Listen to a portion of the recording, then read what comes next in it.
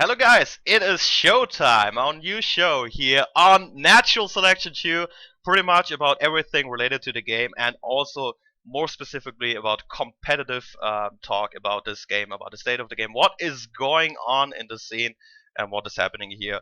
With me I have my super special friend here, B1. Let's say hello to the guys. What's up, Line? What's up? With us today also we have Fana and Scrajm. What's up? Hello. Hello. Just hey guys, I mean you're pretty much famous big guys in here. Everyone knows you and loves you, and I hope this at some point applies to all of us. Unfortunately, we're not so famous as you guys, but this is still cool. I love this to host this show with you guys, and we have some special topics about for you. And also, this show will be happening regularly. We're gonna go streaming it live in future. This first, of course, is just you will find it on YouTube, and there will also be links in the future where you can watch it live and when this show is going to be happening all over again. So I hope you guys will watch the next episode as well. And today we have a little bit news about the game. B1 will carry it over really soon. Also a hot topic that Arkia actually lost one game in the regular week matches of the NSL. And with that, I have also Virsoul. We have an interview with the Nexzil command in here because, as you know, in a week, a little bit more than a week, on the 12th April, there will be NSL Invitational Grand Finals with a prize pool of over $7,000. So this is going to be a big event, live streamed in Cologne. Lots of stuff to talk about it, and maybe we just go start ahead with the short news post. What do you think, B1? Yeah, of course. Like you said, it's this show is pretty much going to be conversational. It's about NS2, everything about NS2, the NS2 scene. And today we have a pretty short news. We have four items on the list. So we'll start off with the first one. It's about the new build coming out, the rumors about the new build. So basically what we heard is that it's supposed to come out real soon, but there's not going to be much fixes to it. It's going to be a smaller one, because it's going to be considering the NSI tournaments, of course. You don't want to change too much having the finals coming up. I mean, So I don't know, what's your take on this, Fana? You heard Well, about this too. it's a bit unsure what exactly is going to be in the build. We don't actually know yet. There's been a lot of back and forth. We had a few discussions about it, and I know they're trying to push a build. They were trying to push it for today. I don't know if it's actually going to be today, and today is Thursday the 4th, just FYI. So once this goes live, it might have already been published, but so we don't know yet if it's going to be released today. But there are probably going to be some fixes aimed at making Marines a little bit weaker or making aliens a little bit stronger, to sort of even out the balance between the top teams. Because right now, between top teams, at least in my opinion, the Marines have a significant advantage. Yeah, absolutely. We've been seeing a lot of Marine wins these matches. So it's I don't know. Do you think we're gonna see any alien wins in the finals? Yeah, I mean, we're going to see alien wins, most likely. I mean, it would be terrible if it went to a tiebreaker round with a coin flip for Marines to win. I don't think that's going to happen. It's always a risk because you have two teams who are both very good, and you have low latency play, which is different than playing online. And low latency play on LAN basically means it's easier to hit things, and that's going to benefit Marines. I noticed that the last time we played on LAN when we were in Cologne last fall, and it's going to be the same thing this time. So it's gonna have an effect. Hopefully, it won't have as big an effect as to make it endless Marine ties. Well, we'll see. Yeah, just see Yeah, and find out, definitely. I guess. Yeah. And I hope the best. Cross fingers, guys. And carrying over to the next short news, there will be someone actually talking about someone. There will be new font characters, and B1, you brought it in. What's this about? Yeah, so number 2 on the list we have MGS3. He's a community playtester. He's actually been working on the fonts for Natural Selection, and he's been adding Russian and Greek fonts. So we're gonna see some new fonts for everyone. I think it's good actually because you have a lot of people streaming in different countries, and you'll have their own language basically. So that's pretty good. Probably It's a help. small update. Yeah, just a small update, and I can always see the big smile on Scrajm's face. He's so happy about that. Okay, Yep. carry over for the next. Female marine model. Oh, this is gonna be so good for many people, I guess. Yeah, it's been in the talk for ages. I guess it's an old news, but it's a new news because they've been talking about it in the new update. It's on the UEW homepage where they discuss like what they're doing right now, and the female character is actually in the works, so that's good. But also we were talking about you know, the modification about it. Also, what's gonna happen? That's very loose right now. Okay. Oh yeah. If you remember, like I think there was a mustache mod or something for the character model. So let's see what will happen to this model. I don't know. Fingers crossed, So, man. Scrajm, are you gonna play female No, I'm gonna. or But Marine? could you confirm? Are we gonna get mustaches to NS2? Was that what you said? No, there was already a mustache mod where you could put. Didn't it work or how did it work? I didn't try it out. Do you not guys know how this works? Can I get a mustache on my female marine? Because that would be pretty fucking awesome. Yeah, that would be, I guess, everyone's favorite choice. Well, the thing is, no one will see my mustache on my female model because I'm Oh. just camping in the CC all the time. Well, you're jumping out quite often too, as well. Yeah, especially when you get base rush, right?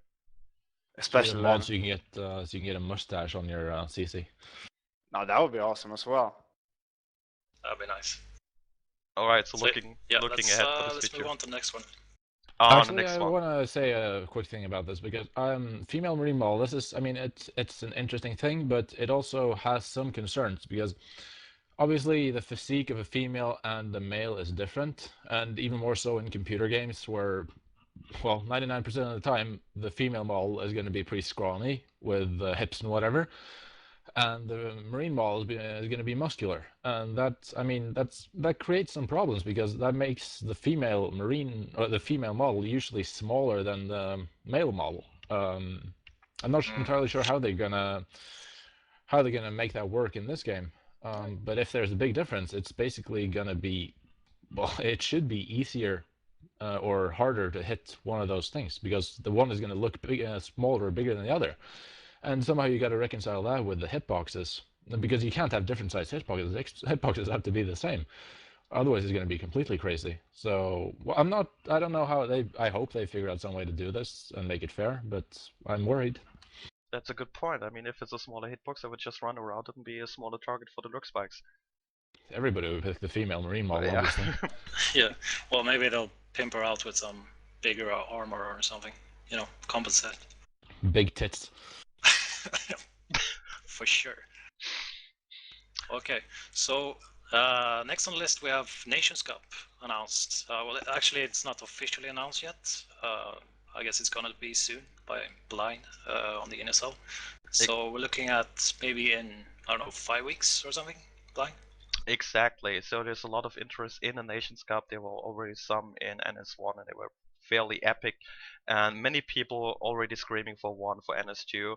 And so we will probably go ahead and we put it in announced, so it will happen. The question is how will it happen, when will it happen exactly, and will probably happen after season 2. There will be a summer break between season 2 and season 3.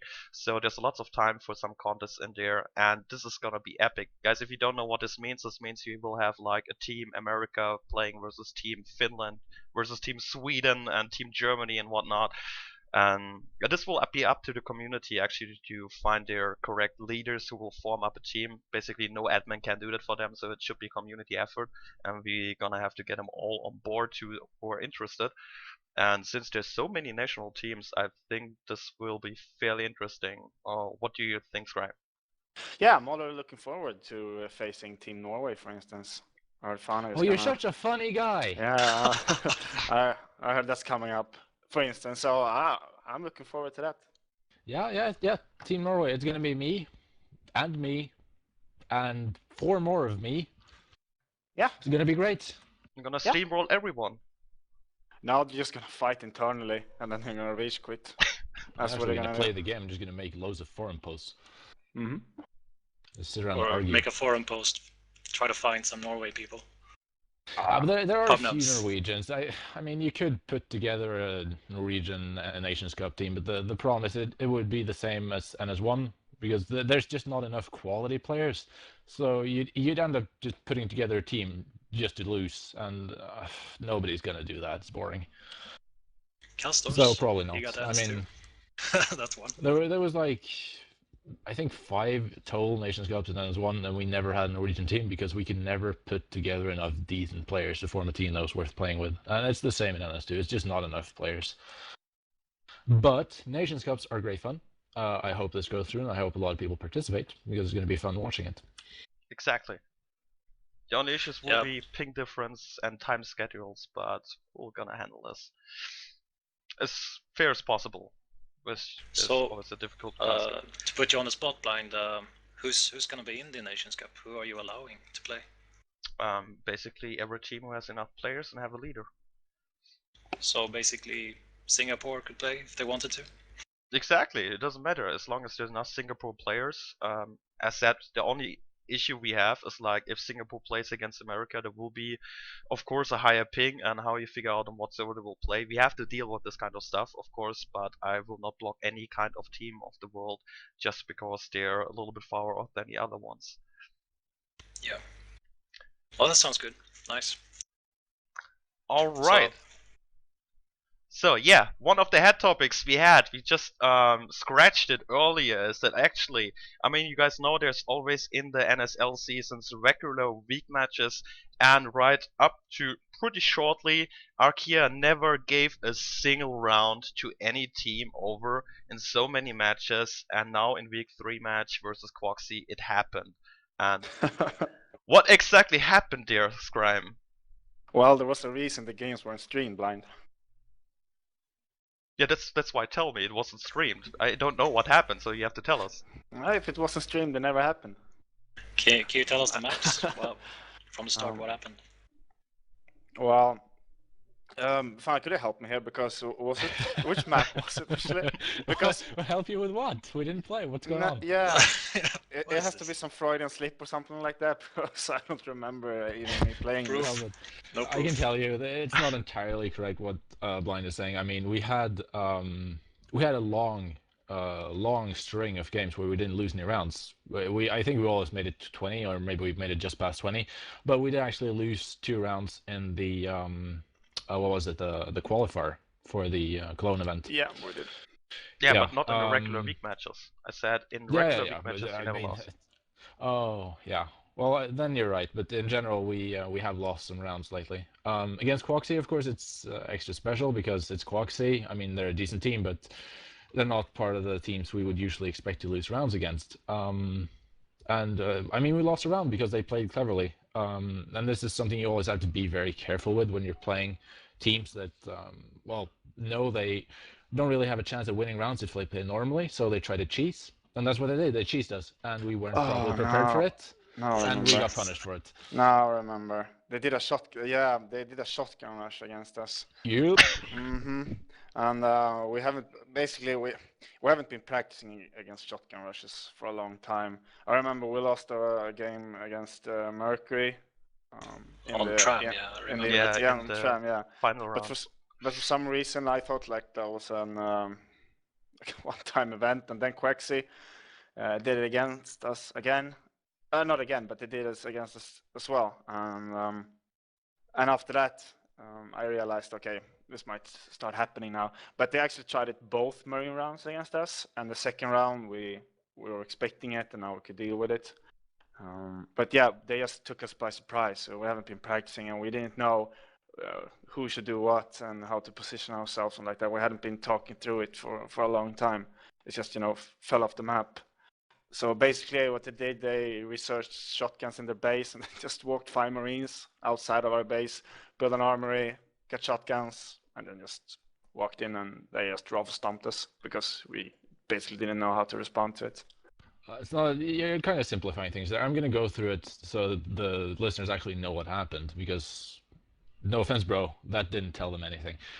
What happened was, we started off the game. I think it was on Summit, was it? Summit, yeah? Yeah, we held on Tram. We're on Summit. And we start off the game, RK Aliens, Quoxy Marines. We sort of do our normal split. We scout around, see what they're doing, and we immediately spot a bunch of guys running somewhere towards our hive, and we see it's 4 Marines, 5 Marines, and we realize, okay, it's some sort of rush. So what we decide to do is we counter base rush. What the hell, Bobby? Come on, that's not cool. You're breaking my mojo here. Okay, so we decide to counter rush them. We're gonna rush into their base and kill their CC before they're able to kill our hive. Basically end the game before they can end us. The problem is our communication is sort of lax. So we succeed, but we fail. We push our scopes into the base, we kill the CC before they're able to do any damage to our hive, which is good. But the problem is, of course, you can drop more CCs as Marines. So they've dropped 2 more CCs, 1 in flight control and 1 in crossroads. And okay, this isn't really a problem if you know what to do, because what you do is you run your guys from their base, which was in what's it called? Sub? No, it's not sub. The lower hive, lower tech point on Summit. Sub-access. Yeah, sub-access. Oh, Yeah, it's sub. Wow. I was thinking subspace, and I'm like, what? It's not subspace. It's Yeah, not that's sub. Oh, right. it's sub. Idiot. Anyway, the problem is we were not prepared for this, so it's kind of just trying on the spot to respond to it. And we don't properly assign roles to the people in sub. So after we kill the CC, the people from sub don't go where they need to go to clear those CCs. We have one guy, me, running to crossroads. I go to crossroads and clear the CC there. And we have 4 other guys going through data core. And we never get to the CC in flight, of course, because nobody goes there. And in the meanwhile, they kill our hive in Atrium before we're able to get there. So very So- long story short, you got shotgun rushed. Yes. Exactly what I said. Shotgun rush, bad communication. Yeah, but this is the thing. This show, our NS2 Showtime, is about, I would say, should be about more deeper things, not just, no, we got shotgun rushed. This is about why did we lose to the shotgun rush when we countered it? Well, the problem is we didn't execute the counter properly. It's So also good for this is a people. lesson learned Yeah, that's for right. us. That's right. That's right. People listening, like if it happens to them, maybe they'll know what to do next time. Yeah, I mean, when you have a shotgun rush, you have to choose how you respond. And there's a few different ways you can effectively respond. One of them is the one we picked, where you counter rush them and try to end it before they can end it. But you gotta know how to do that. You gotta first clear the CC, and then you gotta clear the other CC they drop. Probably the CC they drop, they're gonna be ghosted. So you can just run there and touch them, and they will disappear, and you will win. If the Marines are clever, they might have 1 Marine not participating in a rush, and he's gonna stay back and touch or just start building one of the CCs. That way you can't just poof it. You're gonna have to kill it. And then in that situation, they might actually be able to kill your hive before you're able to kill the last CC they drop. So doing this counter rush thing, it's actually kind of risky. So one of the other options might be better. One of the other options is you defend the hive. And obviously, when you defend the hive in that situation, it's an all-in. They're going to either kill your hive or you're going to defend the push and win the game. So you need all your people there. And you probably need to drop some Hydras. Yeah, and maybe you could try dropping some chambers, maybe some crags, or maybe you want to be real sneaky, you drop a shade.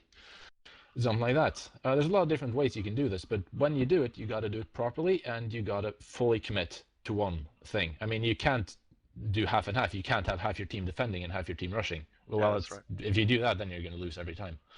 That's a big issue a lot of teams have right now. They're not focusing on one thing together. They're just scattered all over the place. Huge issue for losing. Yeah, I think that's part of the leadership, that we have one strong call and everyone's sticking to it. Yeah, I mean, part of it is in-game leadership, part of this is in-game communication, but I would say that the most important part here is preparation, because our biggest problem last game was we didn't prepare for these sort of things. I mean, we know that people like to cheese, they like to base rush, they like to skulk rush or whatever, but we didn't really prepare for it. And that's what you got to do. You got to prepare for these things. You got to think before you actually play the game. You got to come together as a team and talk about how are we going to respond if they do this, if they do that. And it's pretty simple. I mean, you sit down on your team speak or whatever, and you say, okay, guys, if they shotgun rush us, what are we going to do to win the game? And then you decide beforehand, okay, we're going to defend the hive, or we're going to counter rush them, and the way we're going to defend the hive is blah, blah, blah, and the way we're going to counter rush them is blah, blah, blah. So that way you don't actually have to improvise during the match. You already have everything set up beforehand. This is part of experience then. If you counted it early on in practice matches, if someone cheesed you, so you get experience on how to react. I mean, many commanders already know how to react to base rushes, although many times they still don't do it right.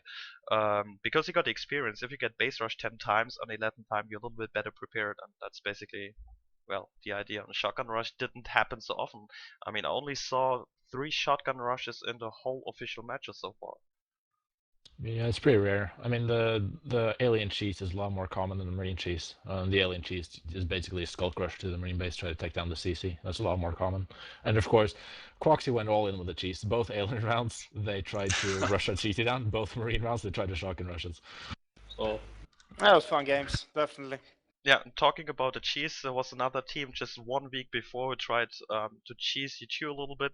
Even though they didn't intend to the first game, I mean, was actually playing against my team. I remember you were going on the chats about this game. Cheesen? I mean, we tried a shotgun rush as well on Vale and an exo rush on Jumbie? Jumbie. It was Jumbie, yeah. It was a cheeserama, Blind. Just fucking admit it. You were cheesing. Oh man. Oh, yeah. Actually, the funny part about this story is that there was a bug in the first alien game we played, where we rushed with CC, Scrajm did a beacon, and That was no hilarious, bug. though. I will show a have clip. full I will show a control clip. of Hang the on, hang situation. on. There's a clip. I prepared this. Go. Going for such Let's watch. aggressive play, always keeping the pressure up on the marine base, and this time it It looks was like funny as hell. oh, they are going for Eagle Eye. Ops is still up, and this time the CC is going down, even though the beacon is being called, Thing is, he but likes to say he has luckily full control, he never Fana really has full control. staying down there. See? See, and Fana stays and build behind. It's perfect. So, just saw the clip. Yeah, that was actually the game we would have won probably there. Woulda, hadda, What the heck, that didn't happen, I know. so is this a known bug? Has it happened before? That you don't get beacon back if you build a CC? Yeah. No, the main problem was that they got beacon from the very beginning. See, there was a HP7 and Blind here says that I was lucky because it was a bug, but that Fana didn't get beacon back as well. No, I would say it was a bug that it didn't get beacon to the newly built CC from the very beginning. Since the CC in my base was dead, there was only one CC left, so all Marines should have been beaconed there instead. So I mean, But it was not built yet, it was not finished. yeah, but I had no other CC on the map. So where should they been? Yeah, I know what you mean. Okay, technically you're right. So it's For probably the milliseconds in between where the first CC died and the second one was the only one left, so maybe just going by the iteration of the players, just in this kind of millisecond this happens, so it's not a bug then. Yeah, I didn't Yeah, think about it. Well, to be honest, I haven't tried it out completely exactly how the beacon mechanic work and what happens when CC dies. And I mean, what happens if I have 3 ghosted CCs and a beacon? Where do they spawn? I still don't know, but I think it would be logical then if I had only one CC and a beacon, they should be back to this to that CC, regardless of if it's built or not. Yep, of course. Alright. So I say it again, I have full control. All Marines should have been beaconed back to sub. Oh, what's it called now again? What happened Yeah, to actually, sub. though, what happened in reality was that Scrajm fucked up, everything went to hell, and I picked up the pieces. Ha! Ha! Because you were too fat to be beaconed back, like everyone else. Hey, sometimes a little chunk helps. Alright guys, looking here on the map, NS2 NSL Descent. It's a new map here coming in also for the week 4 match, and yeah, many of you or many teams didn't have too much experience about playing this map, obviously, so trying to pick that up on actually what the people here think about what also Fana and Scrajm thinks about the map play and how you play this map, and basically some input of all of us. So what do you think, starting with you, Scrajm? Well, I played approximately 10 to a dozen times on it now, and to be honest, I'm still struggling on how actually to play it, both as aliens and Marines. I know that it's super mega marine biased at the moment, mostly because marines get so much easier map control than aliens on this map. But seriously, what I think problems for aliens is to hold that second rest node. It's almost impossible. Yeah, I quite agree. Especially, I think looking on Fabrication Hive on the top, you can go on Plaza, which is in the northwest, but energy flow, I hate taking energy flow. I feel every time I will just lose it is the second I drop it.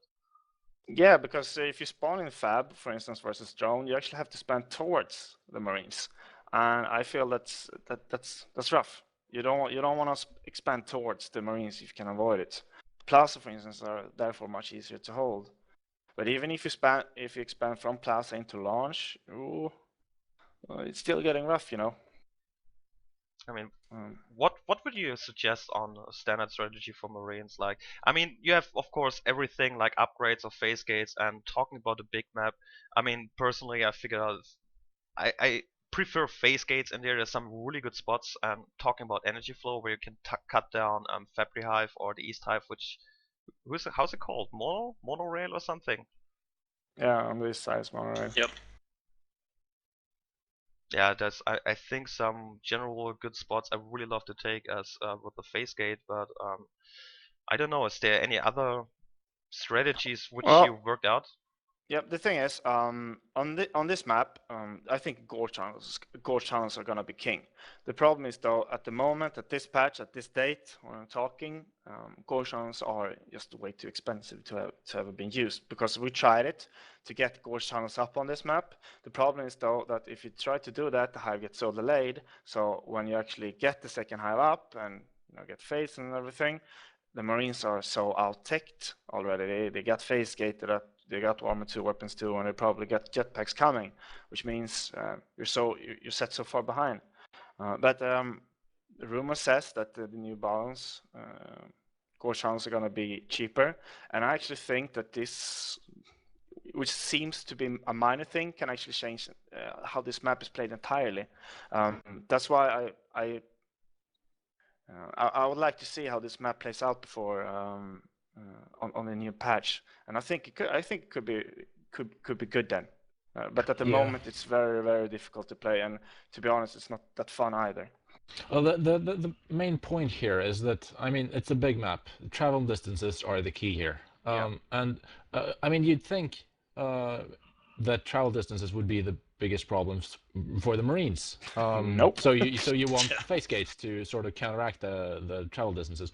The thing is, it isn't really that big of a problem for Marines. I mean, obviously you want phase gates. It's good to have phase gates on a big map, but it's actually a much bigger problem for the aliens, because the aliens have to get around the map, get to the rest nodes, and then they have to go back to defend once the RTs go under attack. And those travel distances, they are so painful as aliens. And so you try to counteract that by doing some gorge channels. But then, of course, the problem with gorge channels is, as Scrajm says, they're pretty expensive in tech cost, so it delays all your other tech. Either you delay your carapace to try to get some real early gorge channels going so you can get some pressure on. That doesn't really work. You need that carapace. So you scratch that, and then you try, okay, let's get it at the same time as the hive. But then that delays the hive, of course. So instead of facing Marines with, say, armor 1, weapon 1, you face Marines with armor 1, weapon 2, maybe even armor 2, weapon 2. That's a big difference, and it's really painful for the skulks. And you're still probably not going to have fates at that point. So it's going to make the hive defense really difficult. And what's worse is, that isn't even the biggest problem. The biggest problem with the gorge tunnels is that you have to spend a gorge. You have to spend a player to build the tunnels. And that takes 1 minute approximately, maybe even more. And that player has to go around and build these tunnels. And because of the way you allocate your resources, that player most likely won't be able to be your calm unless you do some really weird strategy. So you're going to have to allocate a second player as gorge. So you're basically going to be down 2 players playing 4 against 5. Even 4 against 6 if you count the Marine com spamming medpacks. And wow. Yeah, it's not good. Initially, I thought when it came out that it was actually gonna be like I connect with any other gorge. Like you build one and then I'll finish it. Yes. like the commander's gonna do it. If it was the like way that, they do it now, I would don't be know. so much better, because then you wouldn't have to allocate that player for so long. You could just Yeah. go gorge, drop the tunnel, and go skulk. It would be done. But it isn't like that, so... Yeah, and right now it's 40 res total for everything, so that's fucked up. That's pretty difficult to Yeah, utilize correctly. if the PRS cost is lowered, which it might be, we don't actually know. It's let's say it's a rumor, but I'd say it's something they've been testing, but haven't really gotten a lot of data on. So I would say it's probably not going to go through. But in any case, if the PRS cost for the tunnels is lowered, it would be more likely that you could use the Com Gorge to drop the tunnels. That might make it a little bit easier, because then you're only down one player. But you're still stuck with then either dropping the hive before you drop the tunnels, or dropping the hive after you drop the tunnel, or having some other guy jump into the hive and drop the tunnels, which all this stuff is a logistical nightmare. Yeah, I'm just thinking that I used to designate Skogan as doing that, dropping the gorge tunnels, and it was always a problem actually. For instance, if you spawn drone, let's take that to spawn drone, and then you're trying to get that second the exit into monorail. He actually got sniped sometimes in depots. Yeah, and that's an additional problem. I mean, you got to actually you got to get your gorge into position to drop the gorge tunnels, and I mean the Marines aren't just going to sit around and wait for you to do this. Yeah.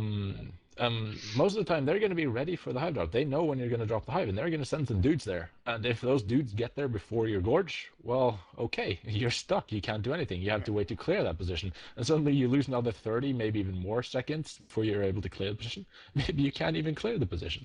It's terrible. Yeah, and always also when you try to clear a position, you always lose the other side if you're facing a good team. So that's another cost to it. You're always going to lose the other rest node. Yeah, I would actually like to see Gorge Tunnel being used more of a aggressive strat, and right now we're just seeing, you know, hive to hive tactics. I'd actually like to see more than that. Yeah, it's harder. Yeah, the problem with that is, and why I don't think we'll see it, is as long as those hive pushes are so incredibly strong with shotguns at the moment. Med spam. It's not even the shotguns, it's the med spam. If it was just shotguns running into your hive, you could clear those. But it's the problem that every Marine gets 5 med pads instantly dropped on them. I mean, you're flying around there as a lurk and you're trying to spike the Marine, and suddenly you see, okay, the Marine goes like, Com goes, oh shit, my Marine is taking damage, better drop 10 med packs. And you just see that fucking Marine running around on the floor on his fucking sea of med packs, and you can't kill him. It's not possible. He has 1,000,000 HPs, and you can spike him for an hour, he still won't die. Plus maybe nano shield at that time as well. Yeah, but that's why I'm talking about the gorge tunnels. As long as we have this major problem holding the second hive, we're gonna be forced to having gorge tunnels being used defensively. The entire alien gameplay right now is defensive. I mean, this is a different problem entirely. It's a core problem with the gameplay, but the problem right now is that in the early game, Marines have a very large advantage over the alien team. And that's what you're banking on. As Marines, you want to win the game before the aliens can get their fades up, because that's when the game turns. That's when the balance turns. When the aliens are able to get 2, 3, 4 fades up, that's when the aliens start dominating. There's an instant shift there between Marines controlling the game from the beginning, and then you see fades in the field, and suddenly it's aliens controlling the game. And of course, it's an interesting dynamic, but it creates problems with regards to how the aliens can play the game. I mean, you can try to play aggressively, try to attack forward positions, try to take down Marine extractors and stuff like that. But the problem is, it leaves you so vulnerable. Most likely you're just going to lose your own extractors, and you get so late in your tech, and you lose the game. Well, it's not very fun playing that defensively either. It feels like, okay, let's try to survive 10 minutes. Okay, we can do it. Come on, 10 minutes. Ideally, all these different ways of playing, defensively, aggressively, some sort of midpoint between the two, all of these should be equally viable, just depending on how well you do it and what the other team is doing. But at the moment, they really aren't. At the moment, you're going to defend as aliens, and you're going to wait for your fades, and once the fades are up, you're going to try to end the game before they get a bunch of jetpacks and high-level weapons. What I find quite interesting is what you're talking about, the shift in the state of the game. I mean, we also had it in NS1, but it was way smaller shifts, like when it fades at the first lurk pops, then the first fade pops, but it was just basically soft changes. It was just one fade popping, and right now in the 10-minute mark or 30-minute mark, or depending on how good your pressure on RGs was, you have this kind of lifeform explosion coming up. Yeah, I think this is also one of the issues in this kind of bigger maps. It gets even more overhand. Yeah, I agree. Yeah, it becomes an even bigger problem on this map because the Marines get even more rewards in the early game. I mean, it is much easier for Marines to take control in the early game on a big map like this. But it's not really just the size either. I mean, the travel distance, the increased travel distances, I think, is the biggest issue. But it's also the room design. A lot of these designs are pretty big. They're fairly open, and it's pretty easy for Marines to just pretty much decide how, when, and where the engagements will happen. But the map looks good at least. Yeah. It looks amazing. Yeah. I mean, it's the problem a with great the map, looking map. But it looks at great. the- Doesn't play great.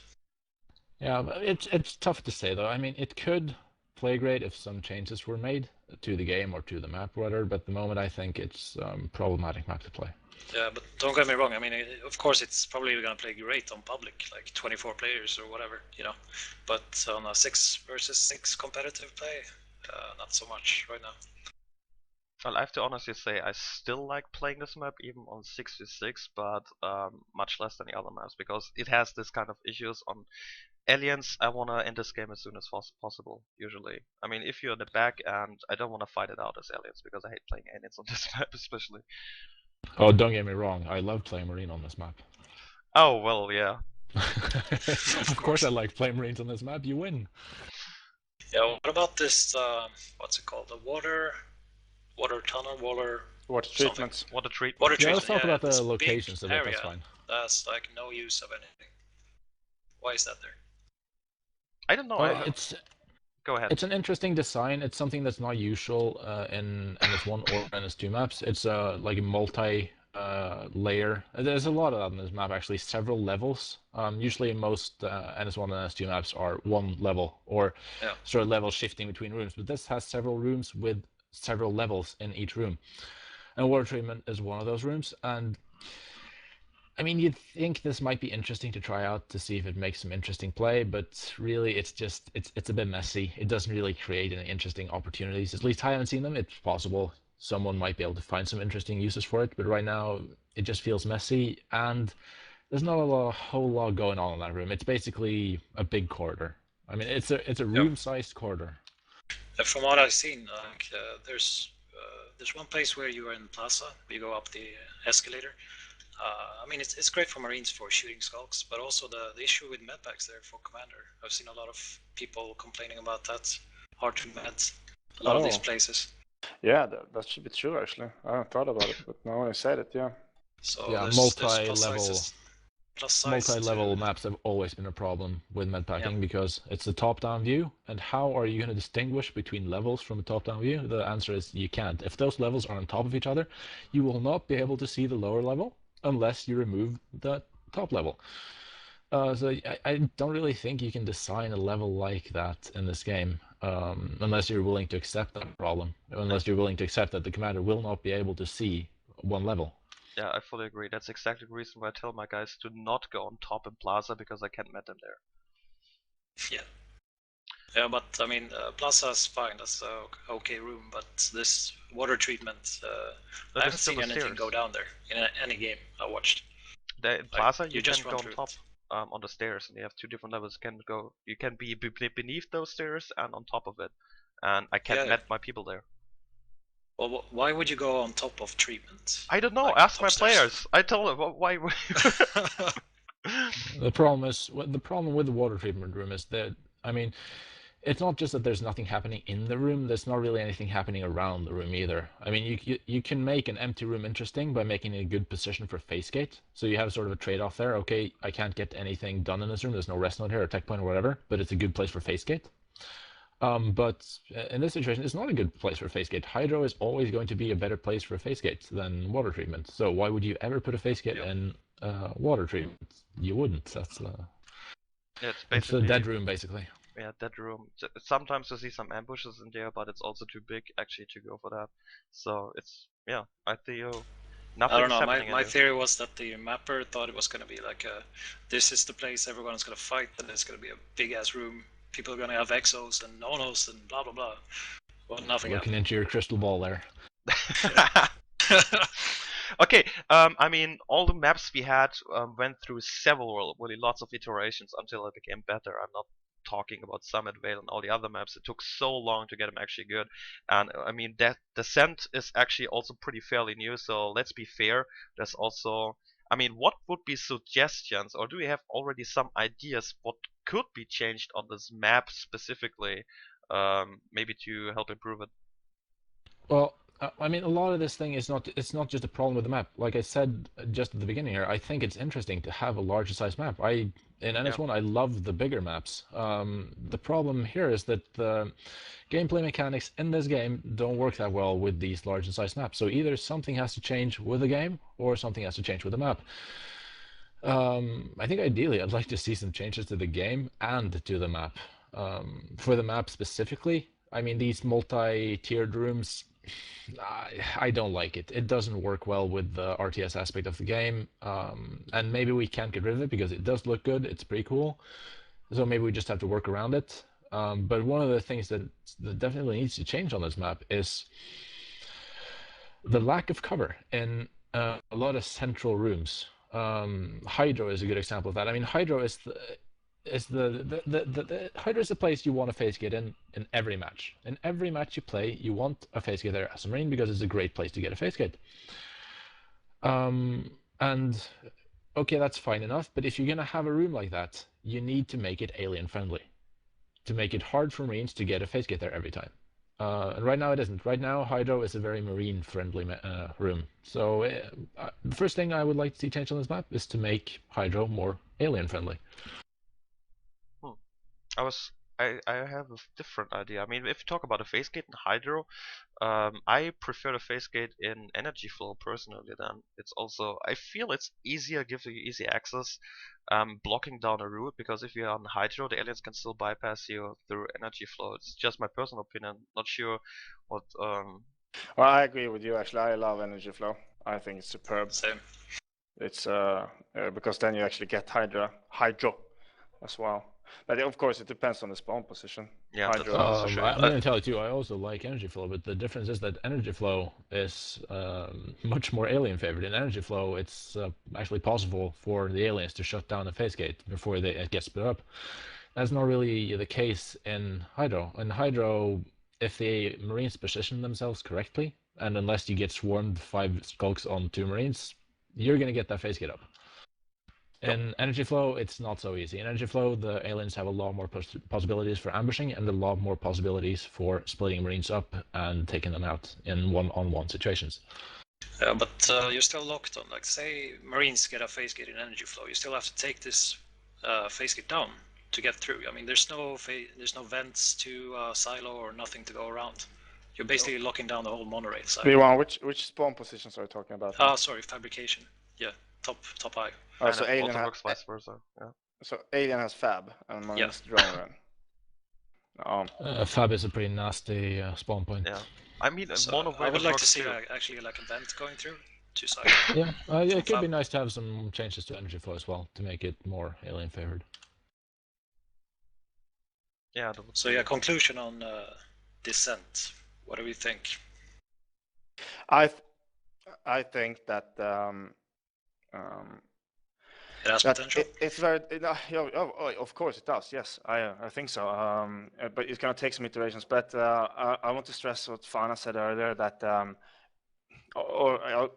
want to repeat it, that it's very difficult to when you're talking about balance and talking about maps, it's very difficult to actually differentiate it from the game mechanics, because those are like very intertwined. So I would like to see some changes to the game mechanics, especially those gorge tunnels. I'm very interested in see how they are going to play out before we're making major changes to the map layout. Of course, things like Energy Flow, more alien favored, or water treatment changed. I don't know, but I think those gorge tunnels are going to make a huge difference to how Alien plays. And it will also affect other maps as well, but I think in more interesting ways. The bigger the map is, the bigger impact the changes of Gore Towns is going to have. Yeah. Oh, this is digression Definitely. central. The map itself, I think it's a good map, very interesting map, just not right now, just not in the current gameplay we have. If the game is changed slightly or the map is changed significantly, it might be a great map. Right now, I don't really enjoy playing it. But still, you will have to prepare for the finals on the 12th April. Oh, really? Yep. Realities of life. Reality, yeah, exactly. Yeah, could you help us there then, B1? Hope you would want. Tell me how I should play this map. All right. So thanks for your insights Oh. on the map. We have a special guest today, like introduced at the start. It is Virsoul from Team Nexzil, actually the commander from Nexzil, which you also will fight talking about the finals. And I think this is the hot topic between Arcare and Nexzil anyways. And so maybe let's just go grab it in there. Hey, Virsoul. Hey, how you doing? So, yeah, B1, I think you can go through the questions with our beloved. Here's a picture of him. You can see him there, big, kind, nice guy, Virsoul. We also see him in person in Cologne on the And stream. what is it with you and cropping these pictures? Is it like you want to cut out half their face? No, it's actually... Do you not like his chin? Do you hate the top of his hair? Not too close? What? serious face. That's what I have to say. I think it's a good face. There we go. Yeah, looks like it. No, actually, I had a problem on the screen size there. I have my browser in there, and to do a picture, I would have needed more time actually to do the picture smaller. And yeah, we were short on time just jumping in on this, so I hope this will be sufficient, this picture. Yeah, so, Virsoul, how about you start telling us a little about yourself for people so they know, like for those who don't know who you are. All right. Well, I'm the commander for Nexzil Gaming, North American team, currently going to Germany to face off against Arcea here next week. Been with the team since the end of beta, actually, when we formed. Originally, it didn't start as the commander, but in season 1 of the NSL, took over the role, and have been doing it ever since. Really happy to be part of the team here, and it's a little bit about me here. It's nice. So how long have Nexzil been playing NS2 actually? Nexzil, I think, formed, I want to say, in September. No, had it been before that. August, maybe? August or September, one of those two. I can't remember the exact date that we formed. And actually, Nexzil Gaming is part of a large organization with teams in other games. So it's not just limited to natural selection in general. Yeah, I mean, you're actually, your whole team is actually streaming a lot. You have pretty much everyone streaming, and you're streaming Commander View, also shoutcasting. What's the most important with this? Why do you stream so much? You know? It's really funny. We could kind of joke and call it the Nexzil experience because so much of us stream. The reason for it is that we really want to kind of get the community motivated to be interested in the game, get more people who may not have the game, give them a chance to view the competitive aspect of the game. So we'll do sometimes 2 to 3 or 3 point of views during a single scrim or match. And the whole reason behind this is just, like I said, just to get people interested, let them know what's going on, what a competitive game looks like from the actual point of view of a competitive team, and just get the word out there, I guess. Of course you will. Since you're talking about matches and practice matches, one question I always like asking the teams: how often do you actually practice?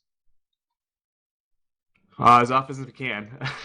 The thing is, there's very few teams that we can practice against where it's something that we can take away from it as a learning experience.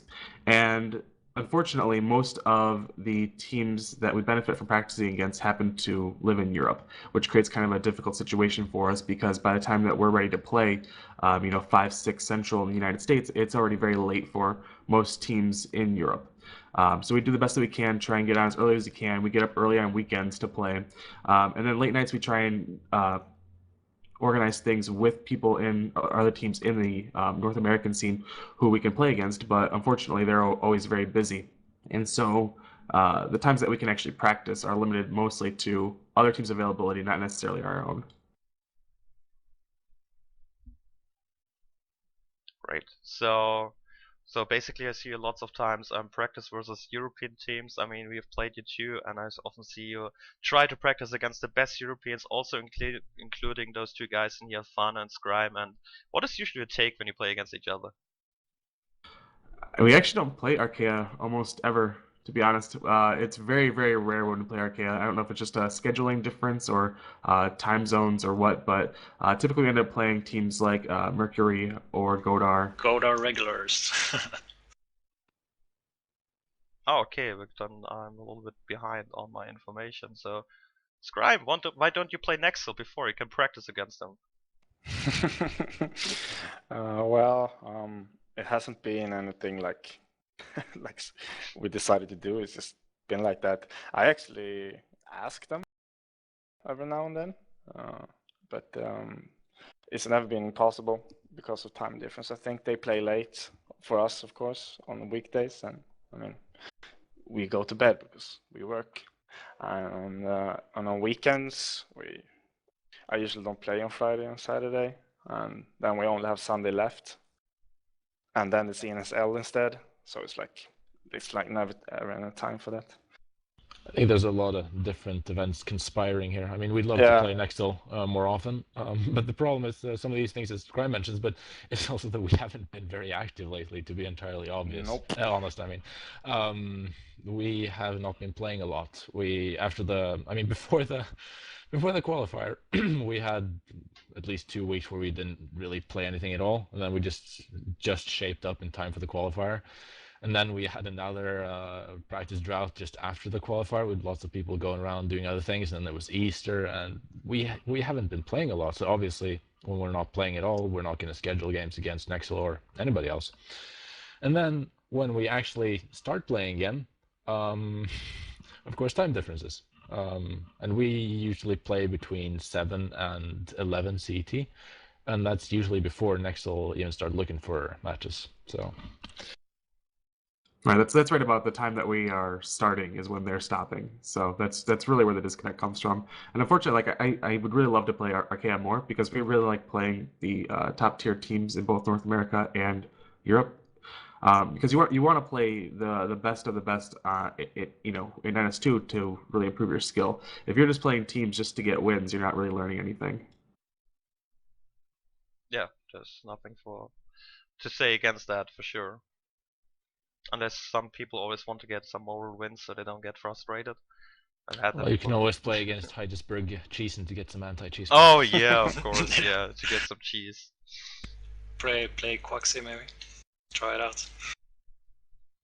I gotta say though, this is a huge digression. I'm sorry to interrupt your interview with this, but I want to say though, kudos to Quaxi. I mean, they did what they had to do, and if I was in their position, I would do exactly the same thing. So this is no critique against them. Oh, no, of course not. I mean, it's good practice for everyone. Sooner or later, someone's gonna do that. Cheese it out, you know. Maybe you gotta be ready for it. Maybe in about shortly 2 weeks could happen, like on certain event. Yeah, but cheese on land. Talking about that, you guys have special preparations against each other. I mean, especially since you're here now, Virsoul. I mean, you're trying to practice your best, obviously, for this event. So.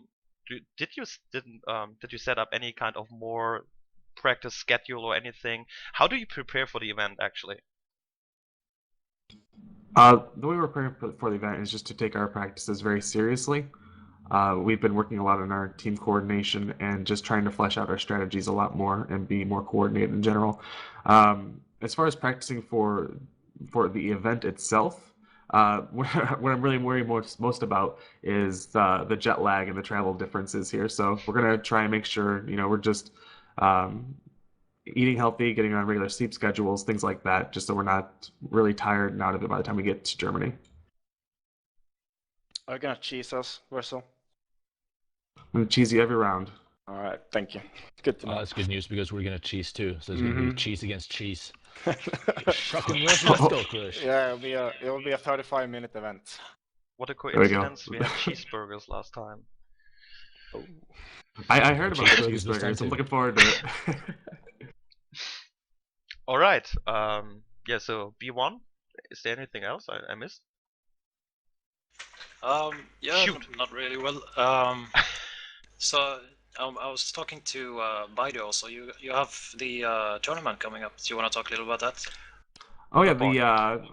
we're us at Nexzil are organizing a tournament. We're calling it the Proving Grounds tournament, and this is for a tournament for people who may get overshadowed typically by the powerhouses of the game, such as Archaea or ourselves. The teams that you always see at the top, and while it's great to see them at the top and it's really great play, people would like to see other teams kind of take into the spotlight, and we're trying to promote that and get more people interested in actually signing up and participating, possibly getting some new teams. Some new teams are actually forming because of this, which is great. And what we're doing is over 2 weekends, starting the weekend that we get back from Germany, the weekend after we get back from Germany, April 20th, we're going to be starting a tournament, and it's going to be with 24 teams. It originally started at 20, but we kind of bumped it up to 24. And it's going to take place over 2 weekends. First weekend being a round robin, and the second weekend just being a single elimination. And what we're doing is, in order to promote teams from sign, or in order to decide which teams are able to sign up, we basically just took the top 8 who qualified or got to the end of the NSL Invitational, and we've just removed them from being able to sign up. These teams always make the top of the tournaments. I'm sure no one's offended for not being able to sign up for these tournaments, and it gives other people a chance to to play as well. I know Blind here will be able to cast some of our games because being part of HBZ, Body and myself will be able to cast, and some people will be able to organize who are on these teams. So give them a chance to do something a little bit different during a tournament. And we also have some prizes that we've lined up from this. Some great headsets from Asus have been provided to us, and we got a server that's being provided as well for 3 months for multiplayer. So not just for posterity, also playing for prizes as well. Cool. That is just awesome. And I'm gonna That's put truly awesome. Yeah, I'm gonna put up a link right here on top of his face. As soon as this is uploaded, we can read more information about this, because this will start on which April? I think 20th, right? Yep. Right, it'll be April 20th and 21st, and then also the single elimination will be the weekend following, so it'll take place over 2 weekends. So I'm a lot about maps. So can you tell me what are you gonna use in this tournament? What we're going to use is, we're talking it over, but it's probably going to be strictly NSL maps, but we might consider doing something like Jambi as well. Kind of like how that map plays, but we haven't actually finalized the map decision. Still working on finishing up the team signups, working on seeding, and then getting referees and casters signed up. So working on the logistics first, and then we'll work on the fine-tuned details when we get to that point. Probably, I would assume everything would be posted and planned by the end of this coming weekend. Alright, nice. Sounds good. Also, if you want to see Virsoul playing on Twitch, he streams regularly. He has a time schedule on his site. It's Twitch/Virsoul, right? Yeah, twitch.tv/Virsoul, just my name, Yeah. nothing special. And also, you have do you have all your teammates linked there, if people want to see them?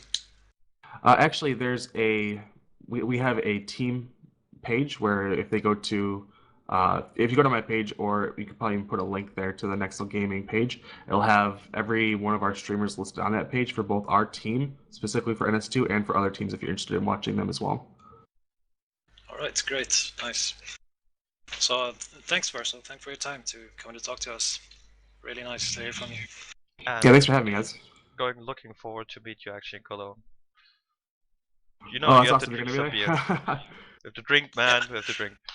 Well, I feel left out. I'm the only one here not going. No, poor guy. Loser. Let's play Ticket Blind. Come on. Screw you, man.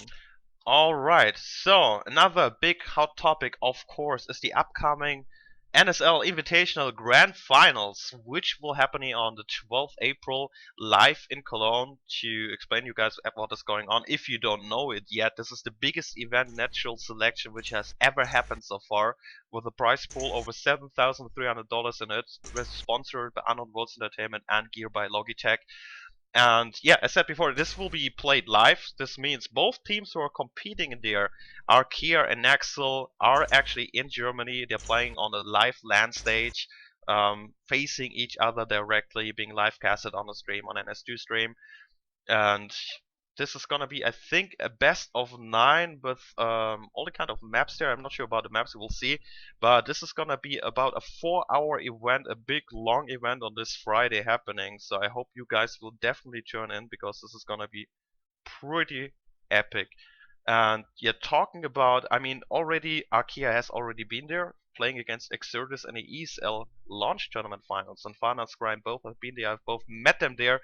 And asking you, Fana, what do you feel about actually going there again, or what do you think about that? How do I feel about going there? I feel pretty fucking good, man. I feel smug as hell. Went through the qualifier, lost a couple of rounds, but still did awesome, and qualified for second time. And obviously, I feel like we're the sort of the title defender here. We're the title holder, trying to defend our title. And yeah, I feel good about it. It's gonna be fun. It's gonna be an awesome experience. Not just because, of course, I like to play big matches, I like to win things, but also because there's going to be a live audience, which is a bit, well, it's different. It's not something you're used to when you play on the internet. And I know there's a lot of people coming.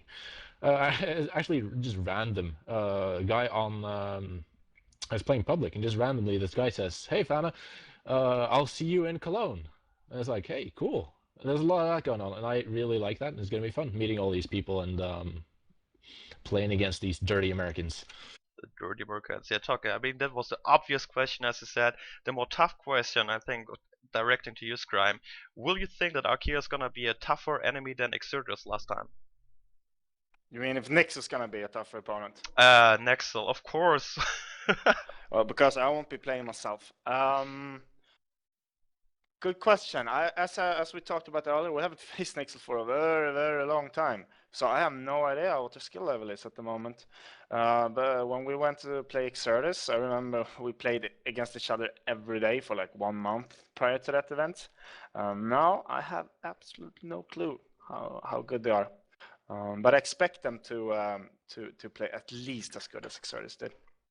I mean, yeah, this is gonna be different because, as Scrajm says, last time we had two teams who knew each other very well, who played each other on a regular basis, like usually once a day for a couple of weeks, and knew each other in and out, inside and out. This time is going to be two teams who do know each other, have played against each other several times, both in practice and officials, but teams who haven't really played that much lately, and who have both been practicing reasonably heavily lately. So we don't really know exactly what to expect from each other. But I mean, I wouldn't exaggerate it too much either. Both of these teams know each other fairly well, and we kind of have a good expectation of what they're going to do, and they, I'm sure, have a good expectation of what we're going to do, because obviously we're both scouting each other out by whatever means we can procure to scout each other out. There are a lot of different ways to do that, and I'm not going to reveal them on stream here. But it is going to be different. It's going to be exciting, and the outcome is uncertain. Yeah. Obviously, I feel confident, though, as I always do with my enormous ego, and we're going to beat the dirty Americans into the ground. Yer. That's the honest take on it. I mean, yeah, pretty. I think many people, of course, put you as a favorite team in there, since you have won every single tournament except for one in NS2 history so far, which has been an ENSL Night Cup. That one went to Nexzil. Yeah, we had a controversial first tournament, ENSL Night Cup, as you say, where we lost to Nexzil in the final. A lot of weird stuff happened there, but I mean, Nexzil won fair and square in the end. And after that, I think we've had three or four matches against them in officials, and we won all of those without losing any rounds. So obviously we feel a bit confident about that, and I think it's pretty clear that we are the favorites here. We are the team to beat, but that also means that we are the most predictable team because everybody is looking at us, seeing what we're doing, either copying it or finding some way to counter it. So Nexzil are definitely going to be coming in there with a plan to beat us. And they have very good players. And, well, like I said, I am confident that we can win, but you never know. So sure, you never know. So I'm gonna be really excited about seeing this live there in Cologne. Also with my team buddies, gonna come there and cheer for your opponent, of course. And yeah, this is gonna be epic, and I hope you guys will all watch this. Also, do not forget that on an upcoming Sunday, the 7th of April, there will be the third place match of the NSL Invitational, which means Golder versus Sonneman, who both fall out in the semifinals versus Arcane Nexzil.